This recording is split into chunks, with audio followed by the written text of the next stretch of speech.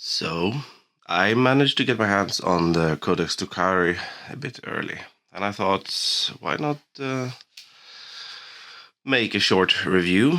So, I've been going through it, and there's a lot that has changed, as you probably already know by the time this video comes out. The biggest changes have already been released as teasers by Games Workshop. But there's actually a lot more interesting stuff in here. So, the first one being the detachment abilities. The real space raid here is actually really interesting now because of the Lords of Gomorrah. So, just like Space Marines, you can upgrade your characters now for 15 points if it's an Archon or a Succubus, and 20 if it's an Homunculus. And the skills you get is actually pretty interesting. And usually you can only have one of these. You can either have one of these. But if you play a real space raid, then you can have all three in the same detachments. So it's interesting, especially the Homunculus one can be really interesting because it unlocks a special unit upgrade. That's actually pretty good. But otherwise, these are interesting. I mean, the Witch Cult Spectacle Show Stealer there, the one you get for free, is really nice. You can consolidate additional 3 inches and do not have to consolidate towards the nearest enemy unit. And I will talk later about a special Succubus character that you can build.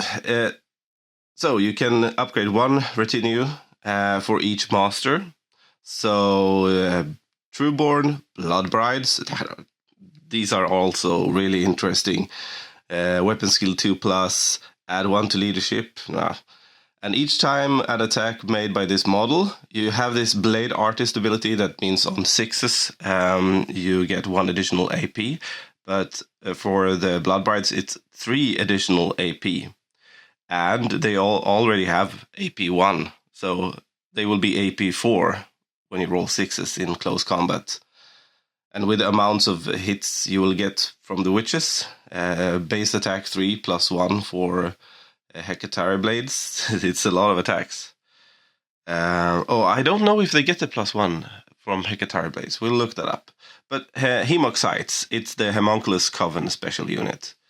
So this one has a better invul save. So they can actually get back to 4+ invul, which is interesting. They don't get it from the start, but since you can take racks in units of 20, you can at least have a 20 strong unit with 5 up invul and 5+ feel no pain, toughness 5. So they will be hard to kill still. But the Coven units are the ones that actually have been a bit nerfed. Many people might say that's a good thing because it's the invul save that's been nerfed. Otherwise, they are as good or better. So then we come to the Cabals. And Agents of Vect, as you can see, has been nerfed. Might be good actually, because it's still a good stratagem. It doesn't cost any CP, and you decide one of your opponent's stratagems that will cost 1 extra every time he uses it for the rest of the game. Might be good to play against transhuman physiology, for example, or if you're playing. I don't know that many other good stratagems that you can use it against. You could use it for single-minded annihilation on the Tyranids, for example. There are these stratagems that you generally use like 3-4 times in a battle, and this makes it so that you can't use them that many times.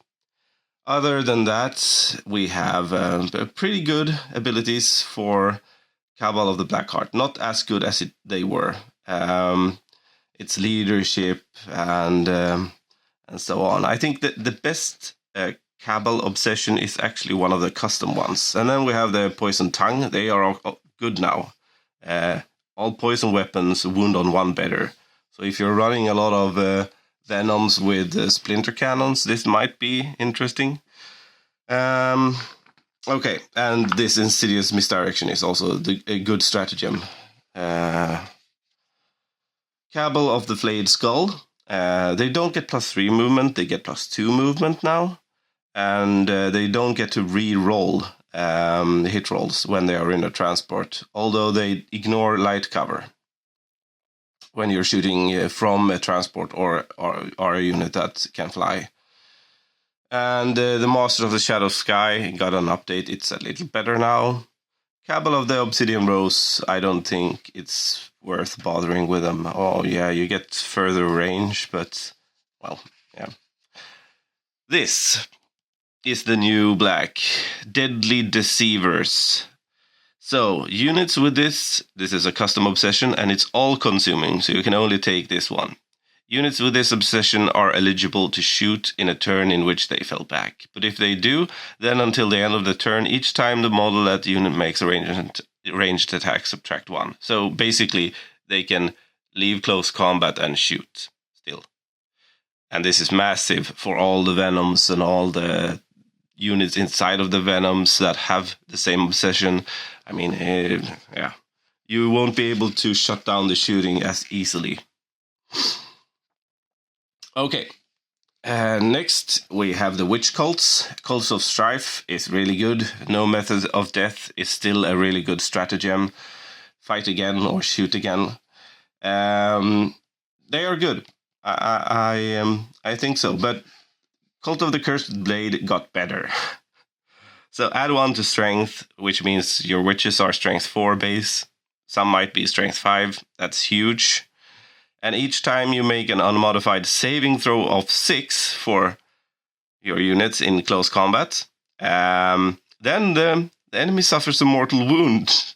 It's really, yeah, I think this is really good. And they have a pretty cool stratagem as well. If you overwatch with a witch unit, then 5 of them can throw plasma grenades.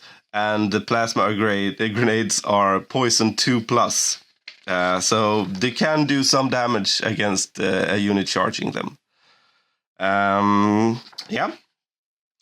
And then we have Cult of the Red Grief, and they are still good. Not as good as they used to be, since now you have to wait to turn 2 for the advance and charge, since it's a general Drukhari rule. But they always reroll charge rolls, and they add 2 to advance rolls. So Cult of the Red Grief on turn 2 forward are gonna be extremely quick, extremely fast. And the Blood Glaive is better than it used to be. Now it's damage 3 instead of D3. So yeah, you can make some pretty hard-hitting characters with this. And here we have the custom traits. I think they're okay. None of them are. I think you're best off with the Cult of the Red Grief or of the Cursed Blade. Then we come to the Homunculus Covens. We have Prophets of Flesh, still good, especially this one here. So you heal 1 wound every turn. And then each time an attack is made against a unit with this obsession, unless that attack has a strength of 8 or more, unmodified wound rolls of 1 to 3 for the attack fails, irrespective of any abilities that the weapon or the model making the attack may have.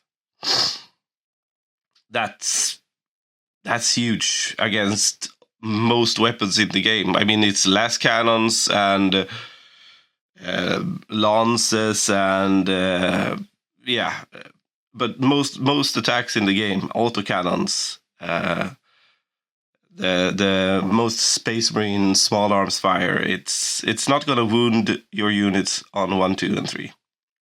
That's great, especially for racks. And then the Vexator Mask is only 3 inches now instead of 6. And since writ large is not that good, you can basically reroll to hit or to wound, no, to hit. The Dark Creed is fear.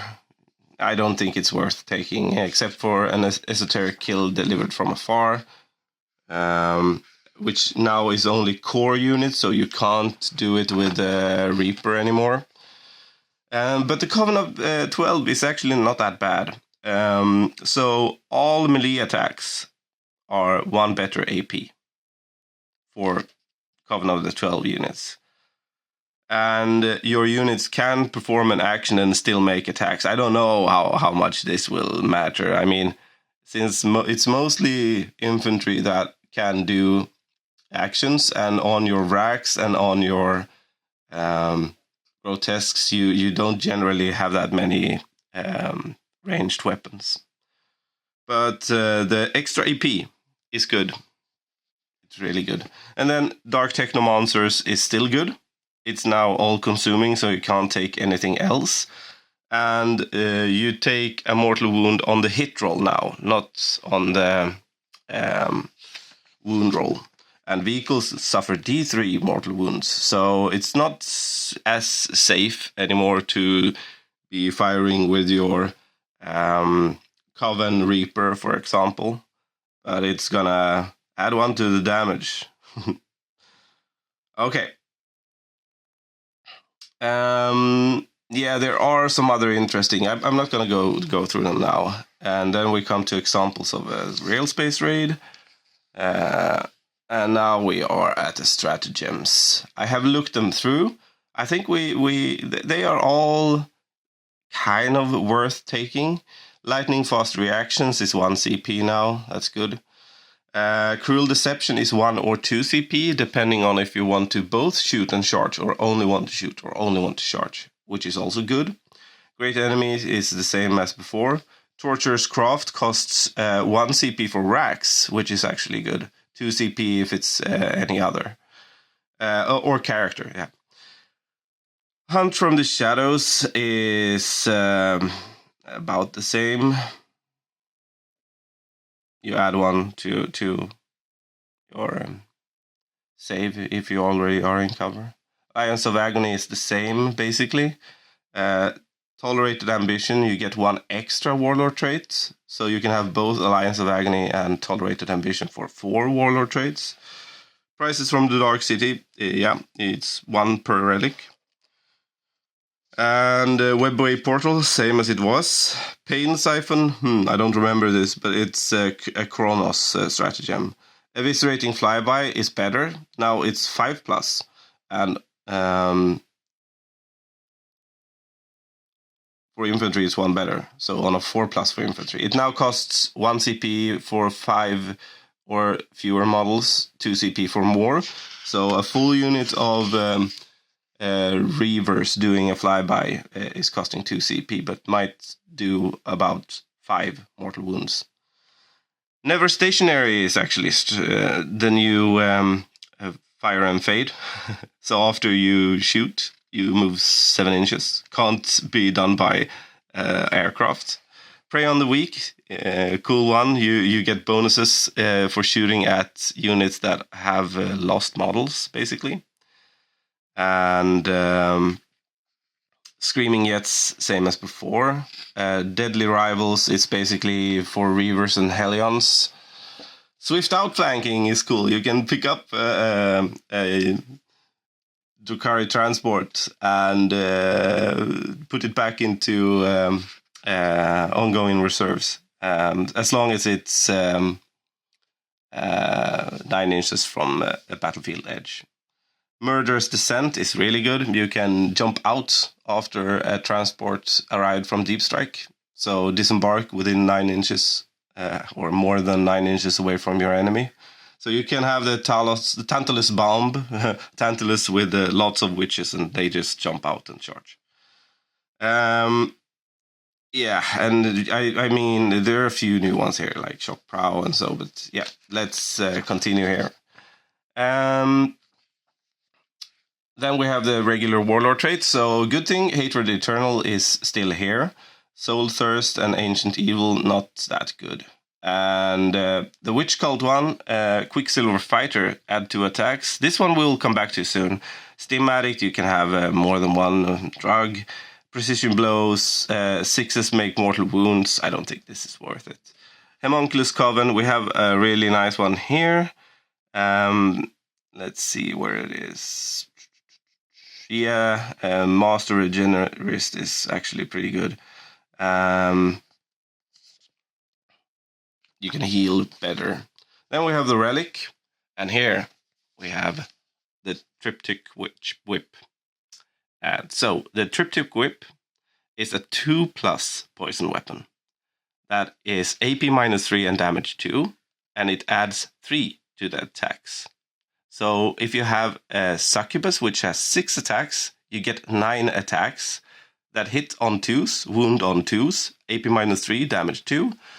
And then you can basically put another trait on the Succubus so that all 6s generate additional hits. Or you can give her 2 extra attacks, so you are 11 attacks base. So there's some... you can make a really beatstick character out of this, or you can take the Gym Blade, which also was on the Games Workshop homepage, I think. AP3, damage 3, plus 2 attacks. So your Archon has 7 attacks base, and yeah, you can make him pretty horrible as well. And then we have the Crusade rules. I will not dwell here. It's actually pretty cool. It's about like members of your own warband trying to outdo one another. And then we come to the data sheets. And here we have some, we have the Blade Artist, the new one. So each time a model that has Blade Artist makes an attack, an unmodified wound roll of 6 improve the armor penetration by 1. And if it's Blood Bride, it's improve the armor characteristic by 3. Insensible to pain, this is a big one here. So instead of the invuln save, all common units get 5+ feel no pain, which is good.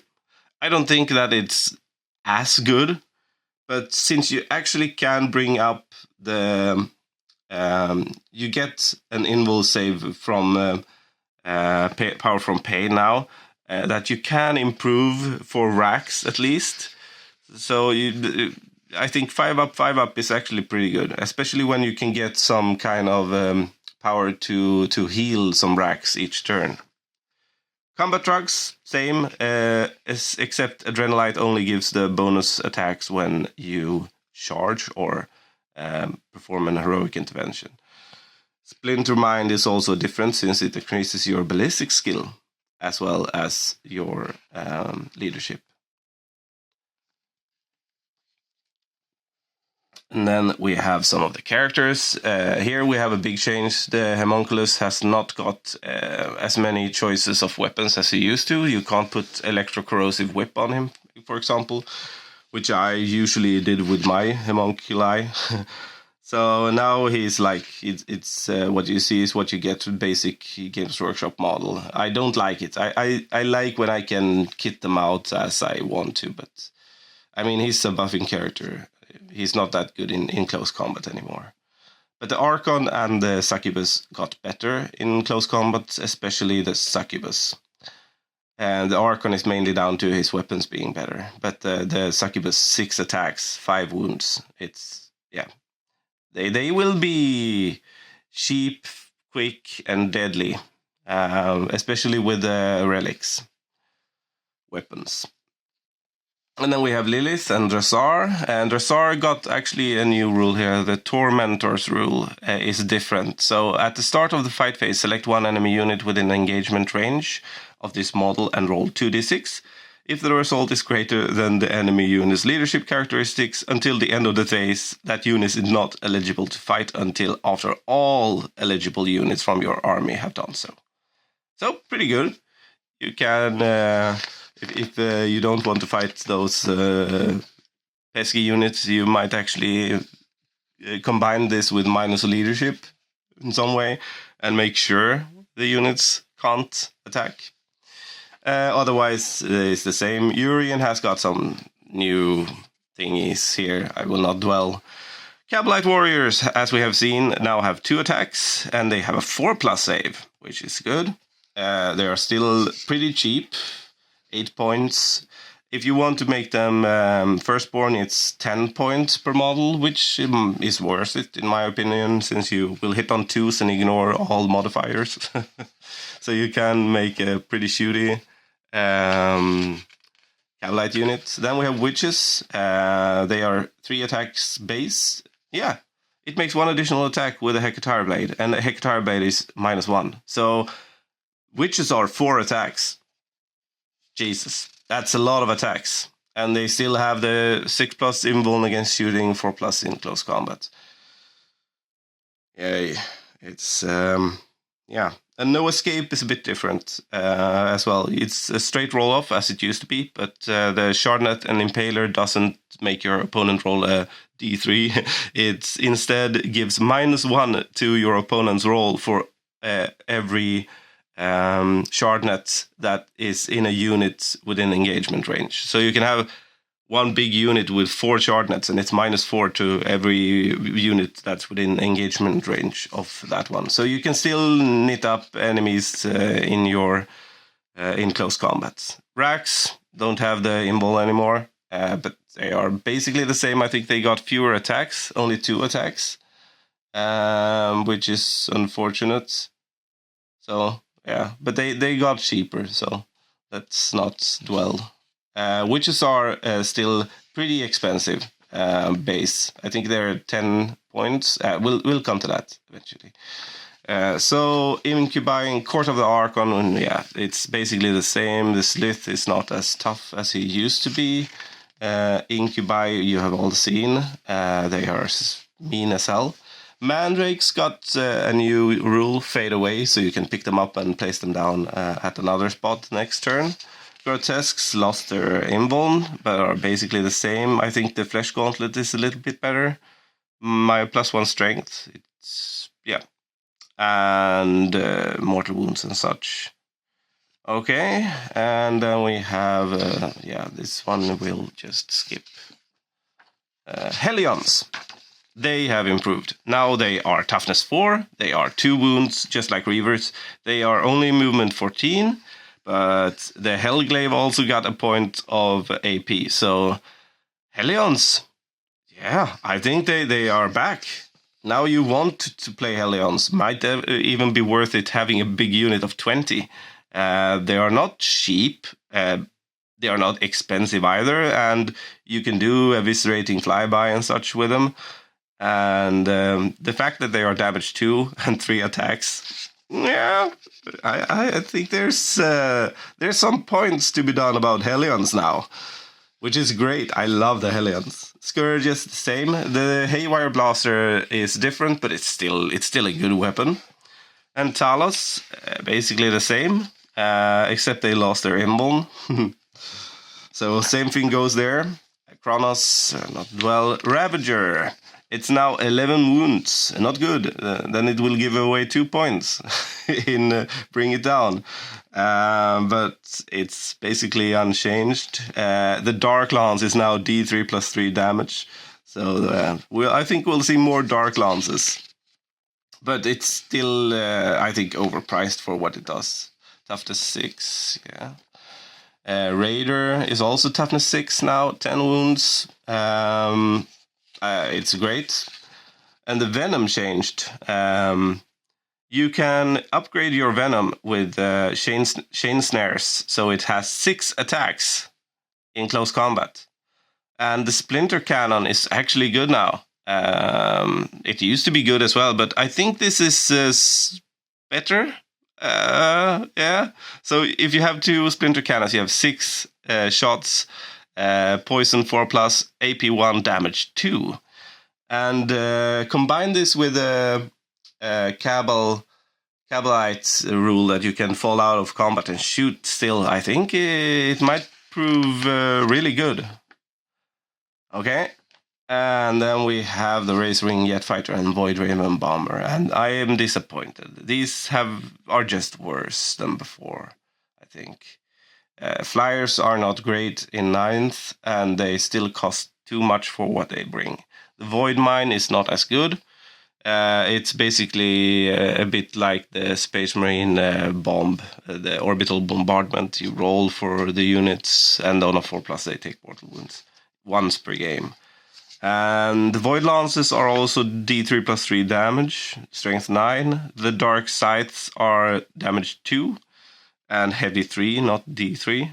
I think the Void Lance would be what you were running on them. I don't know. It's down to preferences. The biggest disappointment is the Disintegrator Cannon. It's still a heavy bolter. It should be better than a heavy bolter, even in the hands of a Space Marine. I mean, strength 5, heavy bolter. AP -3, yeah, that's what some Space Marines gets with it as well. AP -2, AP -3. Not that big of a difference. And then damage 2. So I think we'll see very few Disintegrator Cannons coming forward. I was hoping they would get some kind of a buff, but the Dark Lance also needed a boost. It's just Disintegrator Cannon sounds like something that will disintegrate the opponent. I had some, I realize, vain hope that they would go up in damage or AP, but yeah, no. Disintegrator Cannon is still what it is. And then we have the points values. So basically it's the same as in the chapter approved, except here is still the typo that Reavers cost 10 points. I think this will get FAQ'd today, maybe, tomorrow. Otherwise, it's unchanged. Unfortunately, they don't include the points cost for Blood Brides and such, but it's +2 points. So which Blood Brides cost 10 +2, Cabalite Trueborn 8 +2, and the Hemoxides cost 8 +2, so 10 points. And this is it. That's the full codex, and I think it's. I'm complaining about disintegrators. I don't have anything to complain about.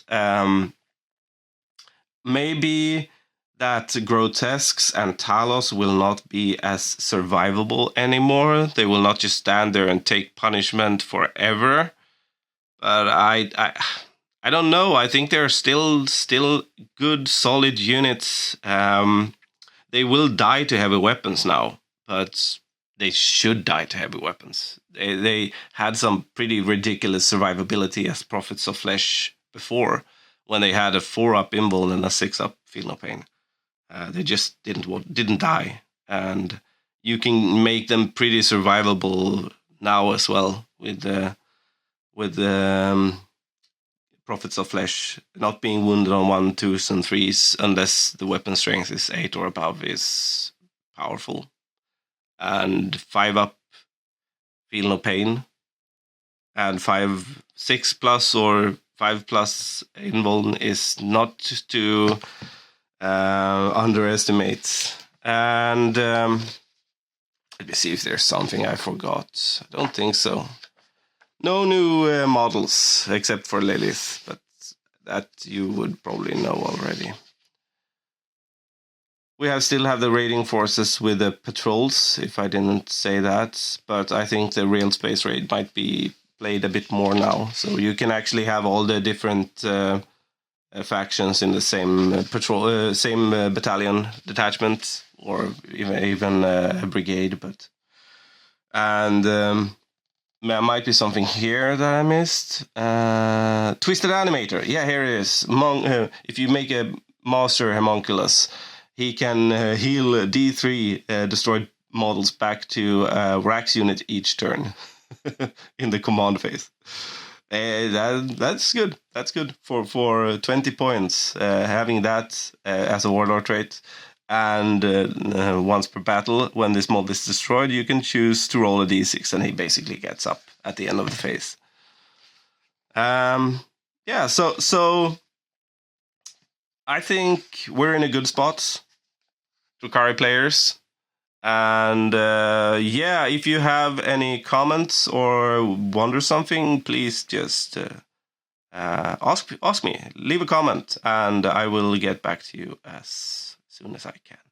So I hope you've enjoyed this mini review, and we'll have a battle report out within the end of the week, hopefully.